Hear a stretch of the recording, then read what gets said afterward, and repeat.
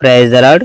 ప్రభు అయిన యేసుక్రీస్తు వారు ఈరోజు మనకు అందిస్తున్నటువంటి వాగ్దానం మత్తయి సువార్త 10వ అధ్యాయం 22వ వచనం. అంతము వరకు సహించిన వాడు రక్షింపబడును.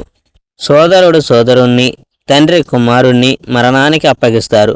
పిల్లలు తమ తల్లిదండ్రులకు ఎదురు తిరిగి వాళ్ళని చంపుతారు.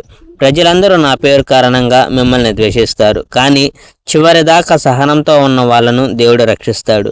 మిమ్మల్ని ఒక పట్టణంలో హింసిస్తే తప్పించుకొని ఇంకో పట్టణానికి వెళ్ళండి. ఇది నిజం. మీరు ఇశ్రాయేలు దేశంలోని పట్టణాలన్నీ తిరగక ముందే మనుష్య కుమారుడు వస్తాడు. విద్యార్థి గురువు కన్నా గొప్పవాడు కాడు, అలాగే సేవకుడు యజమాని కన్నా గొప్పవాడు కాడు. విద్యార్థి గురువులా ఉంటే చాలు, అలాగే సేవకుడు యజమానిలా ఉంటే చాలు. ఇంటి యజమానినే బయల్జెబూలు అని అన్నవాళ్ళు ఆ ఇంటి వాళ్ళను ఇంకెంత అంటారో కదా. దేవునికి భయపడము, జనులకు కాదు. అందువల్ల వాళ్ళకు భయపడకండి. రహస్యమైనవి బయటపడతాయి, దాచబడినవి నలుగురికి తెలుస్తాయి. నేను రహస్యంగా చెప్తున్న విషయాలను బాహాటంగా ఇతరులకు చెప్పండి. మీ చెవుల్లో చెప్పిన విషయాలను ఇంటి కప్పుల పైకి ఎక్కి ప్రకటించండి. వాళ్ళు దేహాన్ని చంపగలరు, కానీ ఆత్మను చంపలేరు.